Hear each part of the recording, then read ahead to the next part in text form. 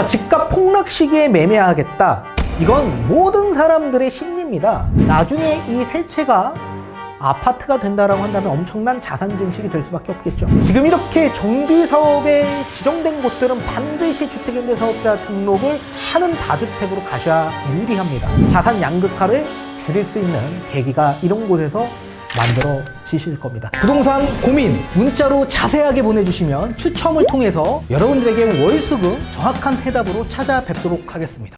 뒷번호 6424님께서 보내주신 부동산 고민입니다. 안녕하세요. 그동안 부동산에 부정적이었다가 아내 때문에 강의 듣다 팬이 되었습니다. 25년 이후 하락 시기가 또 온다고 하셔서 아파트 매매에 고민이 큽니다. 무조건 서울로 보고 있고 현금이 5억밖에 안 돼서 5억선 전세로 갔다 하락할 때 매매할지 아니면 9억 이하로 그냥 매매할지 저번에는 기회를 놓쳤습니다. 판단을 내려주시면 저희 부부는 말씀대로 하겠습니다. 감사합니다. 라고 보내주셨습니다. 전문가님 답변 부탁드리겠습니다. 네, 지금 질문 주신 내용을 보아하니 제가 2015년 이후부터는 다시 대세 하락장에 진입하는 시기이다라고 많이 말씀을 해드려 왔었기 때문에 지금 서울 아파트 매매하는 데 있어 고민이 크다라고 말씀을 해주셨습니다. 자, 그렇다고 해서 이번 집값 하락 시기에 매매로 접근하는 것 또한 마찬가지 기회를 놓치셨기 때문에 전세로 그냥 거주하는 것도 고민이 있다라고 말씀을 해주셨거든요. 따라서 지금 매매해야 될지 아니면 추후에 몇 년 뒤에 다시 집값이 하락하는 시기에 매매로 접근해야 될지에 대한 고민, 의견을 주셨습니다. 자, 우선 저의 답변을 드려보면 서울 아파트를 취득하기도 하고 또 서울 아파트에 거주도 하는 방향 그리고 자산 증식도 되는 방향으로 답변을 드리면 반드시 다주택자가 되셔야 된다라는 의견을 드려보도록 하겠습니다. 그 다주택 가운데서도 우리 구독자님은 반드시 3주택자가 되실 수 있기 때문에 그렇습니다. 자, 제가 다주택자 가운데서도 주택수를 좀 줄여야 되는 분들이 있을 수 있고요. 또는 다주택으로 가야 되는 분이 또 있을 수 있는 방향으로도 설명해 드리는 분들도 계십니다. 이건 개인마다 자산 현황 포트폴리오가 다르기 때문에 정답도 다르고요. 또한 거기에 따른 전략도 다르기 때문에 다르게 답변을 해드리는 겁니다. 우리 구독자님은 3주택이 되셔야 자산 증식이 되는 거고 지금 마찬가지 남들과 다른 관점, 다른 시선, 다른 방향으로 접근을 해야지만 더 큰 자산 증식이 될 수 있다는 걸 명심하시고 반드시 실행으로 옮기셔야만 자산 증식이 될 수 있고 서울 아파트를 취득할 수 있을 겁니다. 자, 거기에 따른 전략은 뒤에 판소를 통해 알려드리도록 하겠고 그리고 다시 한번 우리 배우자와 함께 오셔서 대면 상담 받으셔야만 합니다. 자, 그 이유에 대해서 뒤에 판소를 통해 알려드리도록 하겠습니다. 자, 지금 현재 현금 5억 정도 보유 중에 있다고 하셨습니다. 자, 이 자금으로 전세로 들어가야 될지 아니면 지금 그냥 매매해야 될지 여기에 대한 고민이 크다라고 하셨습니다. 자, 그럼 거기에 따른 부작용이 어떤 것들이 있는지 한번 살펴보도록 하겠습니다. 먼저 자, 우선 첫 번째 아니죠. 서울 아파트를 5억으로 전세로 들어가게 될 경우 어떤 부작용이 있을 수밖에 없을까요? 자, 우선 계약갱신 청구권을 당연히 사용하실 텐데 그러면 4년 뒤 갱신권이 만료된 이후에 시장에 다시 나오실 텐데 그 시장에서 이 전세 가격은 어떻게 되어 있을까요? 엄청나게 올라가 있을 가능성이 있을 거다. 전세 가격은 지금 현재 엄청나게 많이 하락된 상황이었지만 이제 앞으로는 점진적으로 상승할 수밖에 없는 요인이 작용되기 때문에 그렇습니다. 자, 물가는 앞으로도 지속적으로 상승을 할 텐데 물가가 상승이 되면 당연히 전세 가격도 상승될 수밖에 없고요. 그리고 이제 급격한 금리 인상의 이런 큰 이벤트들은 정말 10년에 한 번 나올까 말까 하는 큰 이벤트이기 때문에 이제 앞으로의 추세를 봤을 땐 당연히 금리 인하가 시작될 수밖에 없을 겁니다. 근데 이 금리 인하는 앞으로 우리나라에선 지속적 저금리 기조로 갈 수밖에 없을 거다. 자, 경제 성장률이 앞으로 낮은 나라에서는 저금리 기조를 가야 성장을 도모할 수밖에 없기 때문에 그렇죠. 그럼 결국엔 월세 아니면 전세 가운데 금리가 낮아지면 당연히 전세대출 금리도 낮아질 수밖에 없기 때문에 월세가 아닌 전세로 이동하는 수요가 더 증가될 수밖에 없을 겁니다.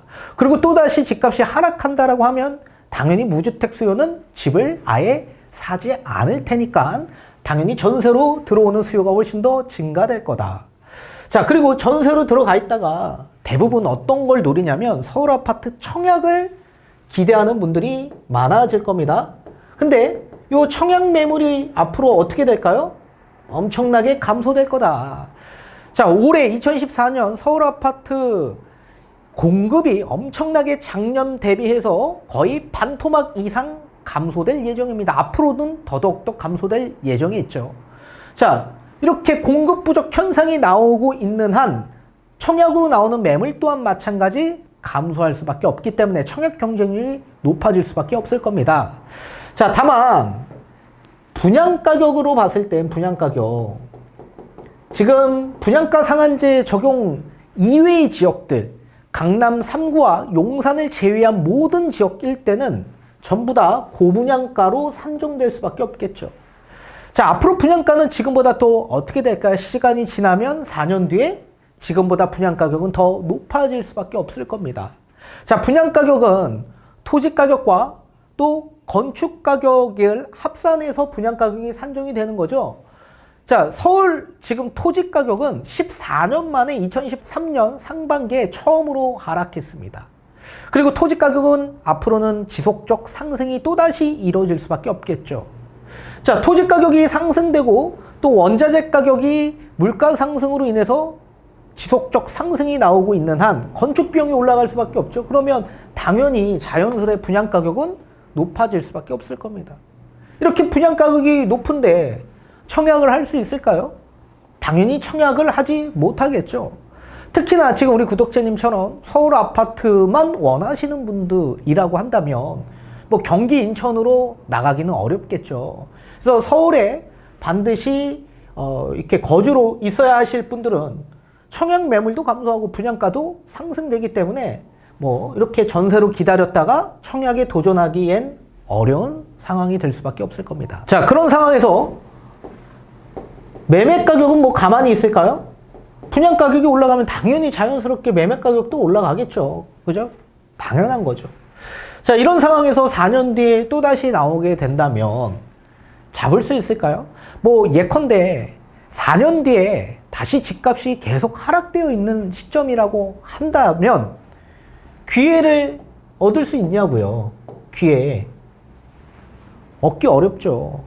만약에 기회를 얻었다면 우리 구독자는 이미 이번 집값 하락 시기에 매매에 성공하셨을 겁니다. 자, 모든 대한민국 사람들은 집값이 폭락하면 내 집 마련하겠다라는 수요가 거의 100%에 다다를 정도로 그런 생각으로 접근하는 수요가 많을 겁니다. 그런데 그렇게 접근하는 수요가 있었을까요? 이번 집값 하락 시기에 역대 최저의 거래량이 집계가 되었습니다.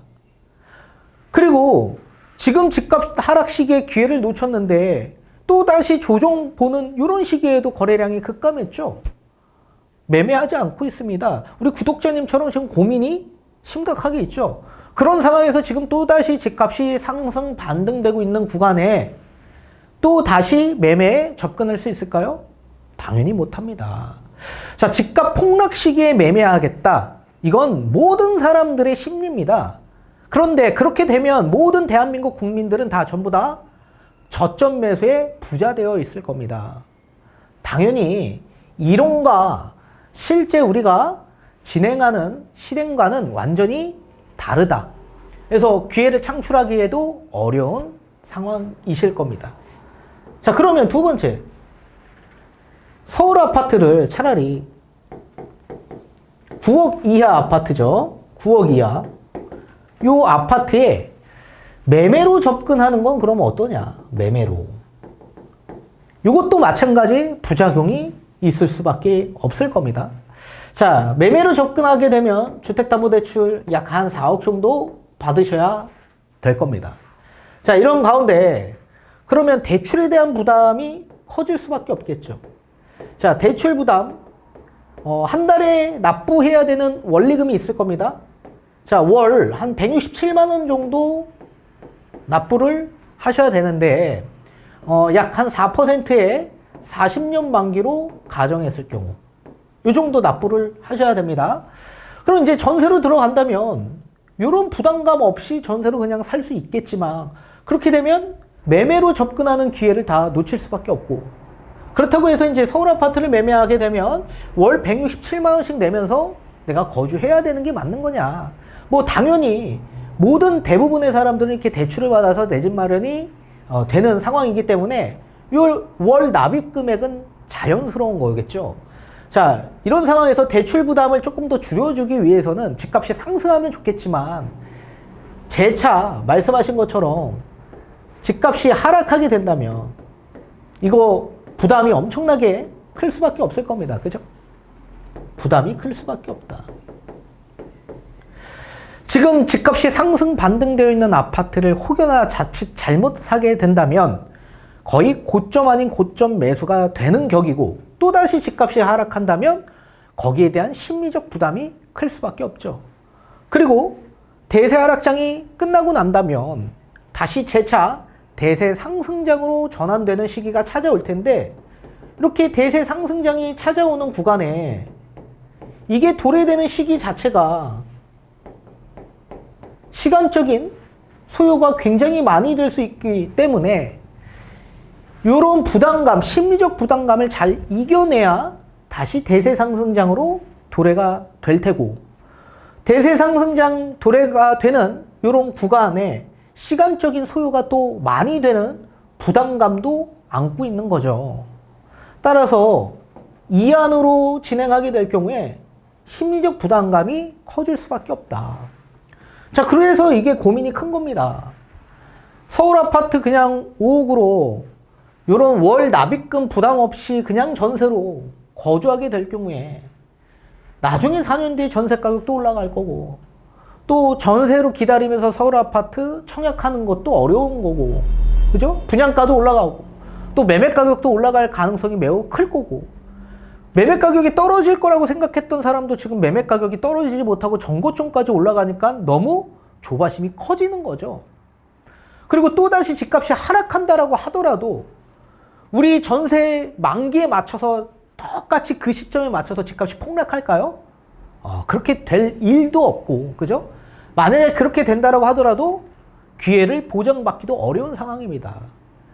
대부분의 무주택뿐만 아니라 모든 수요가 집값 폭락하면 사겠다라는 심리가 다 작용이 될 텐데 절대 대한민국 모든 사람들은 저가 매매를 하지 못하기 때문에 그렇습니다.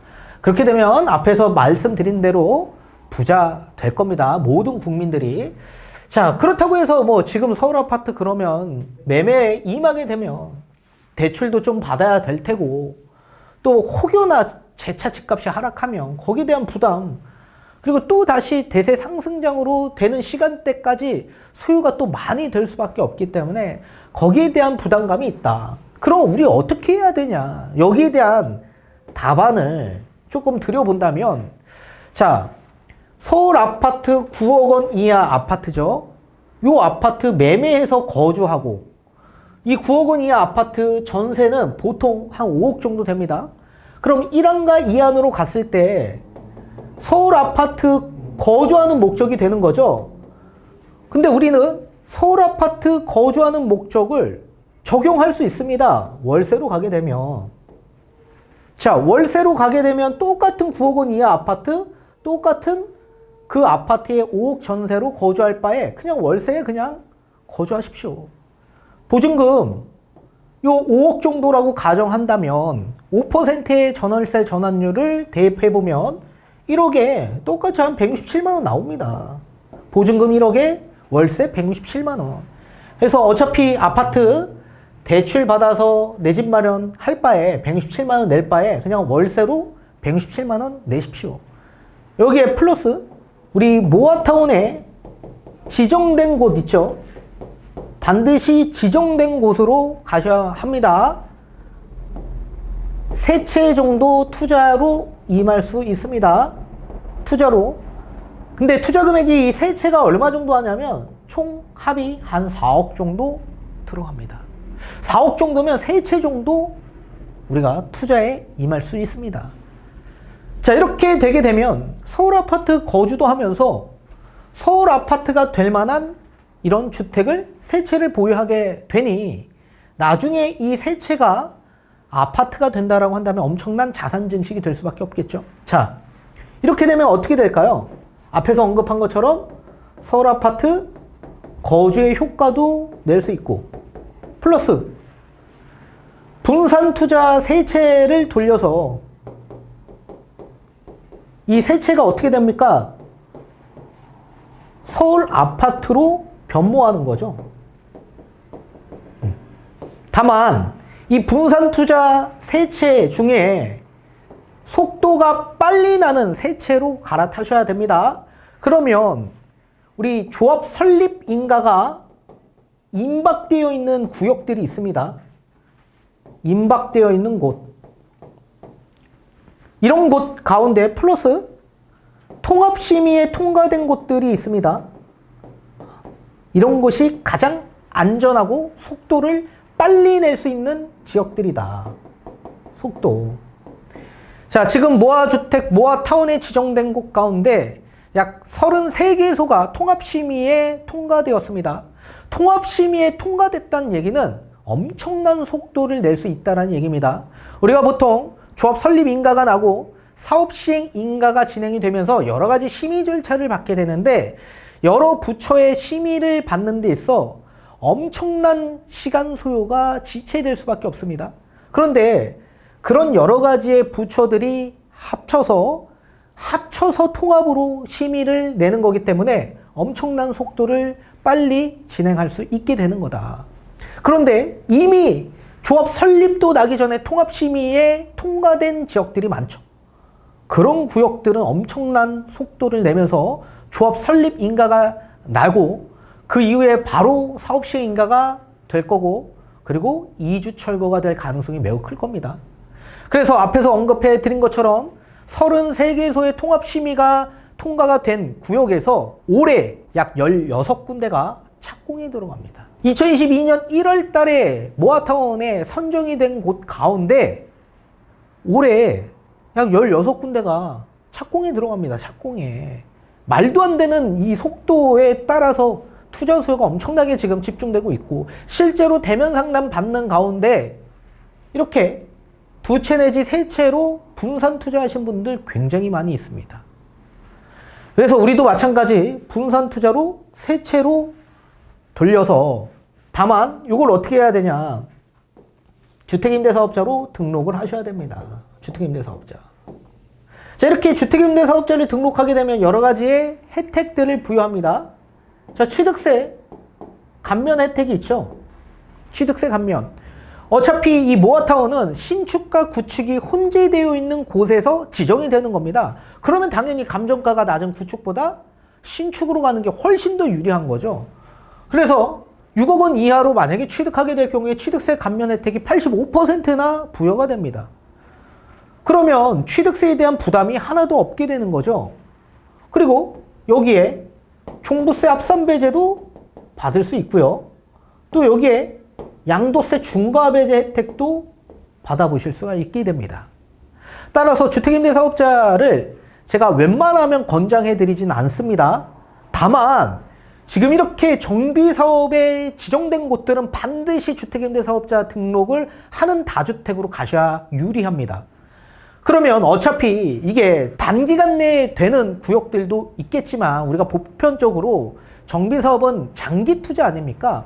그러면 우리가 대세 상승장에 도래되는 시간대까지 어차피 지속적 하락이 나오게 된다라고 한다면 주택임대사업자 등록해서 이렇게 분산 투자로 소액으로 서울 아파트가 될 만한 곳에 투자를 하는 겁니다. 그리고 또 다시 대세 상승장이 도래되는 시기 이때 만약에 서울 아파트로 변모가 된다면 어떻게 됩니까? 엄청난 자산 증식이 되면서 서울 아파트를 세 채 취득할 수 있는 기회를 가져가는 거죠. 자, 이런 상태에서 만약에 이 빌라가 주택임대사업자를 빌라로 등록하는 거 아닙니까? 그죠? 빌라 설치에 대한 세제 혜택을 다 받아보시고 이게 이제 아파트가 되는 거 아닙니까? 서울 아파트, 신축 아파트로 변모하는 겁니다. 서울 아파트를 세 채 가져가는 거죠. 세 채. 그런데 이 상태에서 지금은 현재 아직 민특법이 개정되지 않았기 때문에 빌라에서 만약에 아파트가 되기 이전에 이주 철거를 하게 되면 이 주택임대사업자는 그냥 자동적으로 말소가 되는 겁니다. 그리고 나서 아파트가 되었을 때 종부세 양도세 중과배제는 받으실 수가 없게 되는 거죠.